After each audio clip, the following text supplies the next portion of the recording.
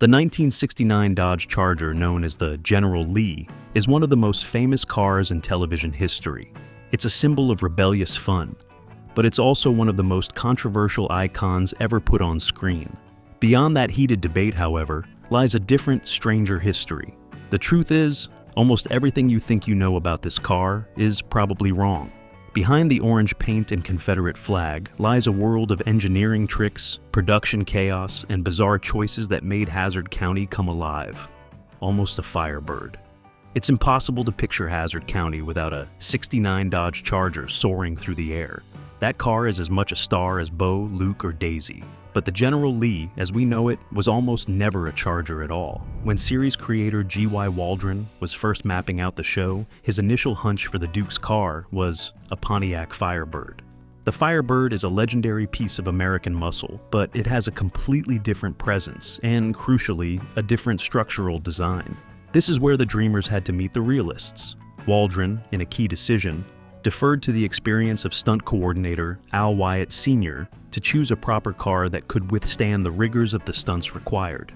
Al Wyatt Sr. was a seasoned professional who had a deep understanding of what television mayhem does to a car. He knew from previous film work, which involved similar high-flying stunts, that the Dodge Charger was the superior vehicle for the job. The Charger's robust B-body unibody construction was simply tougher and more capable of surviving the constant landings and structural stress than the Firebird. This was not a decision about style. It was a decision about physics and survival. That single practical choice made by a stunt expert, not a producer, is what cemented the General Lee's identity and gave us the high-jumping icon that became a legend. A nod to a horse. The car's name seems like the most obvious fact about it, a direct reference to Confederate General Robert E. Lee, which fits the show's rebellious Southern theme. But the path to that specific name is more layered than just a history book reference. It connects directly to the real-world bootlegging that inspired the series. The show's creator based the concept on the life of a real-life moonshiner named Jerry Rushing.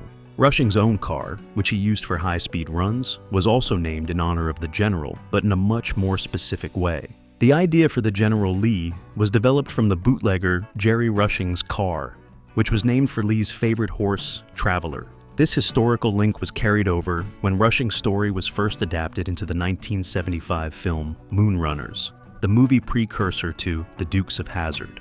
In that film, the hero car was also named Traveler. When Moonrunners was retooled for television, the creators made a key change. They streamlined the homage, dropping the more obscure Traveler and naming the car directly after the General Lee. The name we know today wasn't the original idea. It was a simplified version of a name chosen by a real bootlegger to honor his hero's horse. It's a fascinating link between real history, a 70s B-movie, and the TV icon. Only Bo drove Lee 1. Among all the General Lees that thundered across television screens, one stands above the rest. Lee 1, the car that made the legendary jump in the show's very first episode. What makes this particular Charger even more intriguing is a small but significant detail about who actually drove it. According to production records, the only cast member that ever drove Lee 1 was John Schneider, who played Bo Duke. That means the original and most famous General Lee was never piloted by both cousins, despite what the show's story implied. Within the series, Bo Duke was known as the daring driver with racing ambitions, while Luke Duke often took the role of strategist or co-driver. This dynamic carried into real life during filming. Tom Wopat, who played Luke, did drive other General Lee cars later in production, but never this one. Lee 1 was featured heavily in the pilot episode, One-Armed Bandits, before being retired after suffering massive frame damage from its iconic 82-foot jump, performed by stuntman Craig Baxley. After that single leap, the car's fate was sealed, making Schneider the only main actor ever to take its wheel. That exclusivity gives Lee 1 a special place in both television and automotive history. It wasn't just the first General Lee, it was Bo Duke's General Lee, a one-of-a-kind survivor from a single spectacular moment that helped define the show's identity. A truly massive car toll. The most memorable feature of the Dukes of Hazzard was its constant high-flying stunt work. Those incredible, soaring jumps over creeks and police cars weren't camera tricks. They were the real deal, and they came at an almost unbelievable cost. To maintain this level of weekly spectacle, the production team had to adopt a brutal philosophy. The 1969 Dodge Charger was not a cherished classic. It was a disposable prop, and the rate at which the show consumed them is genuinely staggering. The series aired 147 episodes, and during that time, over 300 Dodge Chargers were destroyed during filming, roughly 2 per episode. This wasn't just minor damage, the cars were totaled. When a 500-pound car lands after a long-distance jump, the force is immense. The Charger's unibody construction, while tough for its day, was not designed for this. The frames would twist and buckle upon impact, rendering the cars structurally ruined and completely unsafe for any further use, stunt or otherwise. This relentless destruction meant that for nearly every single episode, the production team had to source, build, and then systematically destroy an average of 2 classic Chargers. This practice went on for so long that it created a very real problem for the producers. They began to run out of 1969 models and had to hunt for 1968 Chargers, modifying the grills and taillights to make them look correct. The show's appetite for action literally depleted the available supply of these Mopar icons. The jump that made history. The single most defining image of the Dukes of Hazzard is that slow-motion shot from the opening credits. The General Lee soaring effortlessly over one of Roscoe's police cruisers. That one moment, which perfectly captured the show's rebellious spirit, was not a camera trick. It was a real, spectacular, and incredibly violent stunt, performed by the very first General Lee, known as Lee 1, back in November of 1978. And the statistics behind that famous leap are genuinely mind-boggling for a production vehicle. During that jump, the Charger flew 16 feet in the air over a distance of 82 feet. To put those numbers in perspective, 16 feet of vertical height is just shy of a 2-story house. An 82-foot horizontal leap is longer than 2.5 city buses parked end-to-end. This was not a small hop over a ditch, it was a full-throttle flight. As you might imagine, a 500-pound car achieving that kind of airtime does not have a gentle return to Earth. The car didn't exactly stick the landing. The impact was so catastrophic that it bent the car's frame beyond repair, and Lee 1 was immediately retired from service. That one single destructive jump was so dramatic and so visually perfect that it was immortalized, running in the opening credits for all 7 seasons and forever defining the car in pop culture. A horn bought on impulse. Beyond the orange paint and the 01 on the doors, the General Lee's most famous feature is its sound. That unmistakable 12-note Dixie horn. It seems like a character detail that must have been planned from the very beginning. But the truth is, it was a complete accident. The horn was discovered and acquired thanks to a moment of pure, spontaneous genius from an executive producer during filming. John Schneider, who played Bo Duke, confirmed the story. The crew was on location filming near the Boar's Nest when a random car drove by. As Schneider recalled, someone went by the Boar's Nest in an El Camino and blew the horn. Our executive producer, Paul Picard, who happened to be on the set that day, grabbed the Teamster, jumped into a van, and chased after that guy and bought that horn. Picard had an instant, visceral reaction. He knew in that moment that this sound was the missing piece of the General's personality. There was no studio meeting, no memo, no sourcing through a parts catalog. A producer heard a sound he liked, chased down a stranger in an El Camino, and bought the horn assembly right there on the side of the road. That single impulsive purchase in the middle of a production day is responsible for one of the most iconic sound effects in television history. A stunt mishap's legacy.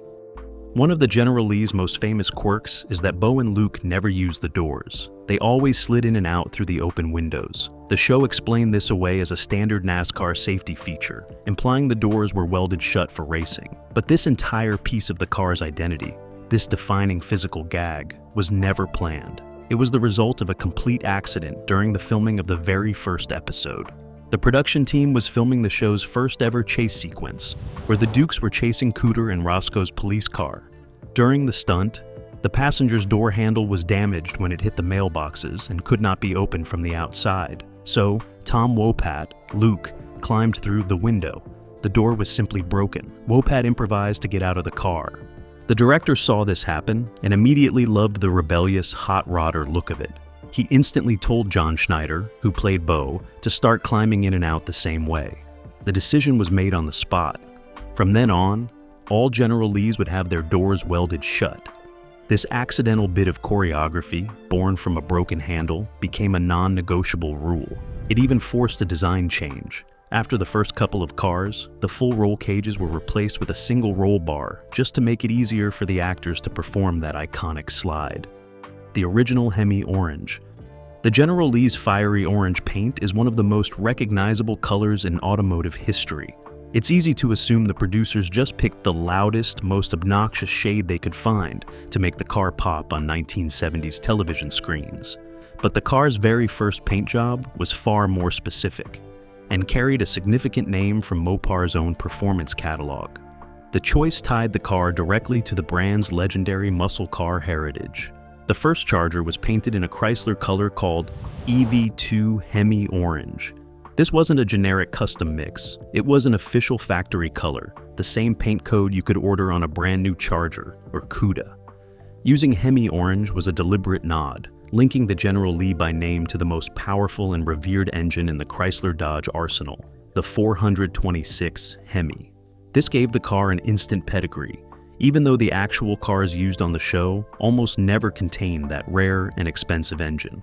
This historically significant paint choice, however, was extremely short-lived. The production crew building the first cars in Georgia found that applying this specific factory color over the existing paint was difficult, often resulting in a blotchy and inconsistent finish.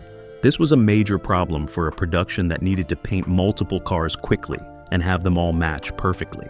Because of this quality control issue, the Hemi Orange was quickly abandoned for a more reliable, non-Chrysler shade that became the standard for the rest of the series. A rival brand's paint. The General Lee is a Mopar icon, through and through, a symbol of Dodge's muscle car dominance. But as we just learned, the original Hemi Orange paint used on the very first cars was a problem for the production team.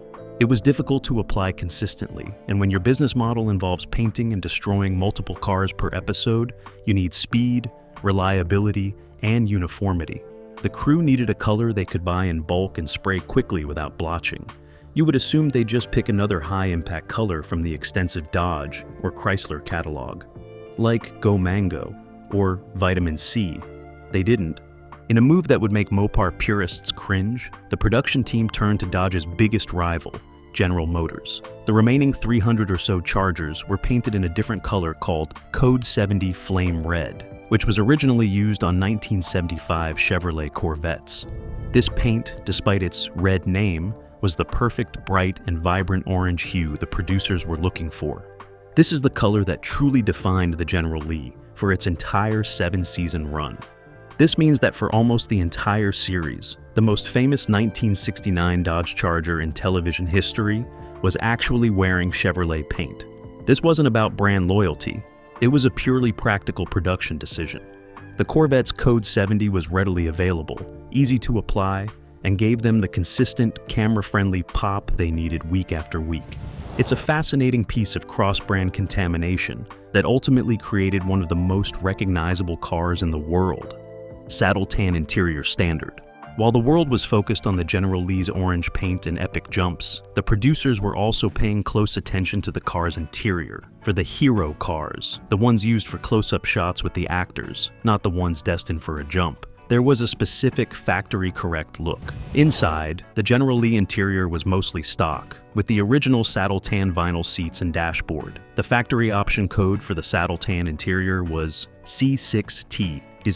This C6T code specified saddle tan vinyl, a rugged light brown color that the producers felt contrasted perfectly with the bright orange exterior. This wasn't a random choice. It shows that the production team had a very clear vision for the General Lee's complete aesthetic, inside and out, aiming for a consistent stock muscle car feel. But this created a huge challenge for the production. Given the massive number of cars the show went through, finding enough Chargers with this exact factory interior was nearly impossible. This is where the team's dedication to consistency comes in. When they found a car that was otherwise perfect for a hero shot, but had a black, green, or blue interior, they didn't just use it as is. The prop department and car builders would have to paint or dye the dashboards, door panels, and even the vinyl seats to match the official C6T saddle tan benchmark.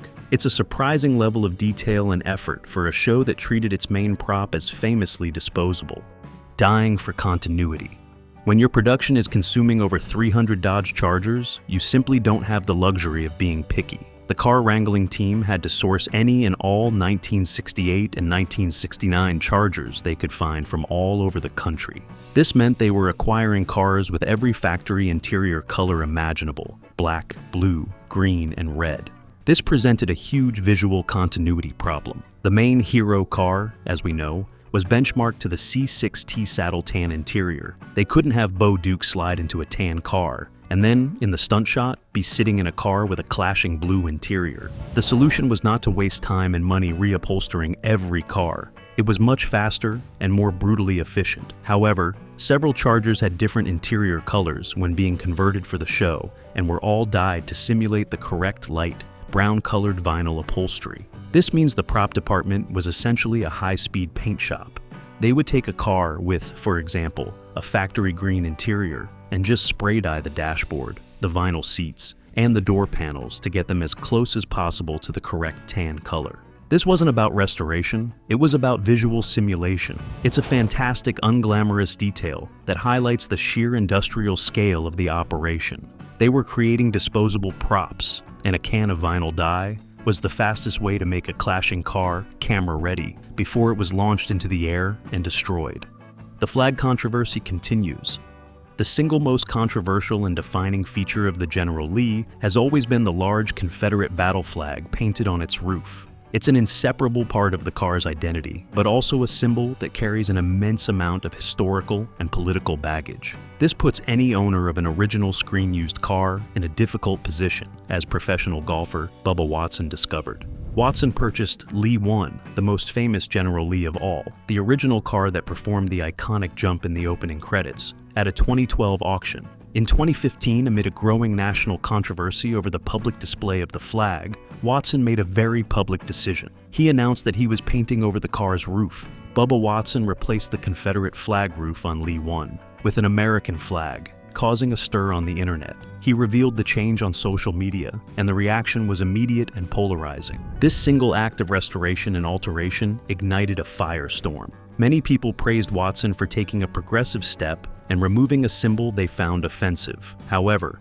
a large part of the show's fan base was equally upset, arguing that he had altered a piece of television history and that, by removing its most defining, though controversial, graphic, the car could no longer truly be considered the General Lee. It's a powerful example of how this 1970s television prop remains a potent cultural touchstone, forcing its owners to navigate a complex debate.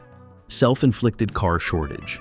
The show's relentless destruction of over 300 Dodge Chargers had a very real-world consequence. By the later seasons, the production team had quite literally bought up most of the available 1968 and 1969 Chargers on the West Coast. They couldn't just call used car lots or scour junkyards anymore because they had effectively created their own shortage. This forced the producers to get creative and, frankly, a little desperate to find the weekly supply of cars they needed for stunts. Their new sourcing method was incredibly low-tech and direct. Producers placed notes on 1969 Chargers in parking lots, trying to combat the local Charger shortage they had created. Imagine walking out of a grocery store and finding a note from a Warner Brothers executive on your windshield, asking to buy your prized muscle car on the spot. This was a genuine tactic. This grassroots effort wasn't the only method. As the shortage became truly severe, the production team even hired small airplanes to fly over residential areas, specifically to spot 1968 and 69 Chargers parked in driveways or backyards. They would then go to the house and try to make a deal. It was a full-scale hunt, born from the fact that the show's most popular feature, the jumps, was actively destroying its most essential prop faster than they could replace it. A near-perfect attendance record. The General Lee isn't just a prop, it's the central character of the entire series. Every plot, every chase, and every escape from Roscoe P. Coltrane revolves around that orange 69 Charger. The show's entire formula is built on the car's abilities and its seemingly constant presence. Given this, you would assume the General Lee has a perfect attendance record, appearing in every single episode from 1979 to 1985. But over a 7-season run, there was one, and only one, exception. Across 147 episodes, the car appears in every episode but one, Mary Kay's Baby.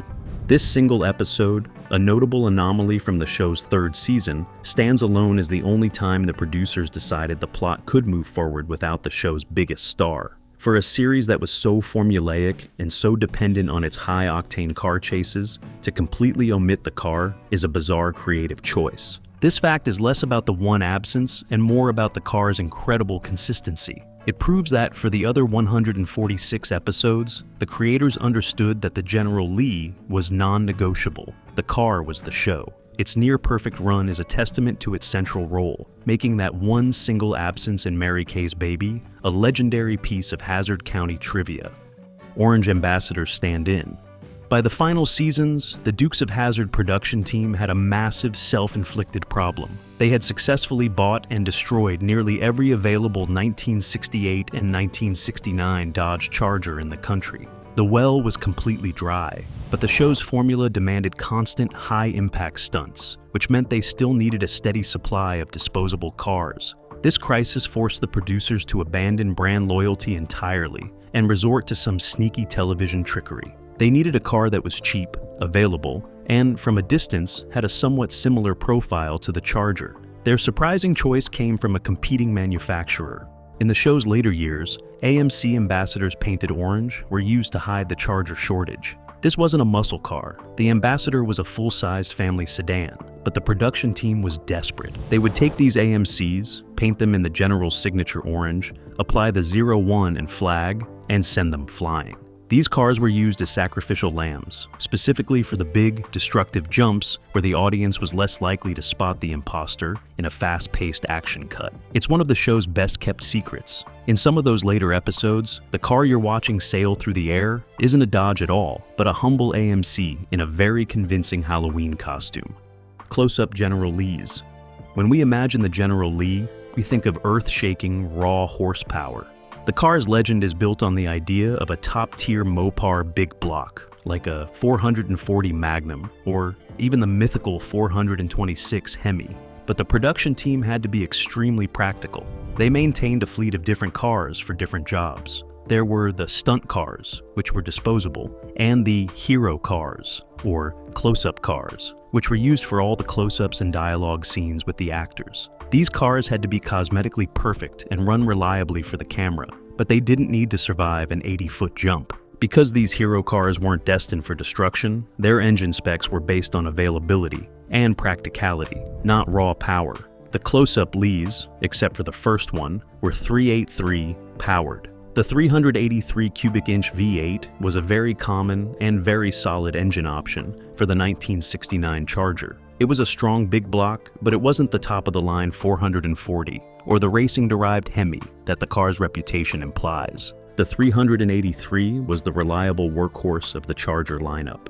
This created a fascinating split in the General Lee fleet. While stunt drivers often used the more powerful 440 equipped cars to get the necessary speed and torque for the big jumps, the pristine cars that the actors actually drove in most of the episode were running the more modest, standard issue engine. The car we saw in all the quiet, character-building moments was a different beast from the one flying through the air. Stunt drivers preferred 440 SS. We've established that the hero cars used for dialogue scenes were typically equipped with the reliable but more common 383 V8 engine. But when it came time to perform the show's signature, high-flying jumps, the stunt professionals had very different and very specific demands. Their job wasn't just to drive, it was to defy gravity, to launch a 500-pound car into the air and clear an 80-foot gap. They needed raw, immediate, and predictable power. This is where the engine hierarchy on set became crucial. The stunt drivers tended to prefer 440S, a higher performance engine, for jumps. So 440 powered stunt Lees were often saved for the higher and longer jumps. The 440 Magnum V8, with its 375 horsepower and massive 480 pound-feet of torque, was the power plant of choice. It gave the drivers the explosive acceleration they needed to hit the ramp at the precise speed required for a successful and safe, or at least survivable, landing. Because of this preference, the production team actively managed their fleet based on what was under the hood. When they acquired a Charger that happened to have a 440, it was considered a prized asset. It wouldn't be wasted on a simple bootleg turn or a minor chase scene. These high-performance cars were specifically earmarked and saved for the episode's biggest and most dangerous stunts, while the less powerful 383S or even 318S were used for the more routine ground-level action. Actors were kept grounded. John Schneider, as Bo Duke, was the show's undisputed wheelman. The audience saw him slide the General Lee through dirt roads, perform countless bootleg turns, and drive in almost every close-up. It's the core of his character. This naturally leads to the assumption that he must have, at some point, performed the car's most iconic stunt, the jump. But for the entire 7-season run, the actors were strictly forbidden from ever getting the car airborne. The reason was not about ability. It was about simple, high-stakes economics. John Schneider himself explained the situation perfectly. "I did not jump the General League. If you can imagine, it's a pretty dangerous thing to do, so if you've got 200 people that are working on a television show, and Bo goes out, jumps the General Lee, and hurts himself, you've got 200 people out of work." This was the unglamorous reality of television production. The show employed a massive crew of around 200 people. If a lead actor like Schneider were to be injured attempting a dangerous stunt, the entire expensive production would grind to a halt, and all 200 of those crew members would be instantly unemployed. The risk to the show was far too great. So, while the actors handled the impressive-looking ground-level driving, the dangerous and legendary aerial work was left exclusively to the team of professional stuntmen and women. Stunt cars carried ballast. Executing the General Lee's signature jumps required more than just speed and skill. It demanded careful engineering to control the car's flight. The Dodge Charger's heavy front end, dominated by its V8 engine, had a natural tendency to pitch downward during a jump. If left unchecked, this forward nosing could result in catastrophic landings, destroying the car and endangering the stunt driver. To counteract this, the production team implemented a surprisingly simple but extreme solution, adding hundreds of pounds of ballast to the trunk. When filming a jump, anywhere from 500 to 1,000 pounds, or 230 to 450 kilograms of sandbags or concrete ballast was placed in the trunk to prevent the car from nosing over and landing on the front bumper. The sheer volume of weight added demonstrates the practical challenges behind these cinematic feats. By loading the rear with sandbags or concrete, the General Lee achieved a more level trajectory in the air, allowing drivers to execute jumps with a greater chance of controlled landings. This added weight dramatically changed the car's handling, especially at high speeds, and required precise calculation to ensure the stunt could be performed safely. Even with these modifications, the outcome of each jump remained uncertain. Landings could still be violent, often rendering the cars unusable after a single take. The need for such drastic counterbalancing highlights the intense physical and mechanical demands placed on the vehicles, as well as the ingenuity of the crew in keeping the General Lee airborne without immediate disaster. A jet-propelled General. When it came time to reboot the General Lee for the 2005 feature film, the production team wanted to elevate the stunts to a level the original TV show could only dream of. The classic 1970s method involved a brave stunt driver, a lead foot, and a trunk full of concrete. The 2005 movie, however, brought in military-grade technology to achieve its most spectacular aerial moments, removing the human element entirely for the biggest jumps. For these massive leaps, the crew used cars that couldn't even drive themselves. The engineless Chargers were then launched without drivers by a diesel-driven catapult, similar in principle to those used on aircraft carriers. The stunt cars were completely stripped of their engines and transmissions, turning them into unpowered aerodynamic projectiles. This made them lighter and, crucially, meant no driver had to be inside, allowing the team to attempt stunts that would be far too dangerous for a human. This diesel-powered catapult system was essentially a land-based version of the steam launchers that fling fighter jets off an aircraft carrier. It gave the crew precise control over the car's speed and trajectory, allowing them to achieve massive, record-breaking jumps for the film. It's a wild, high-tech solution that stands in stark contrast to the gritty, brute force methods used to get the original General Lee airborne.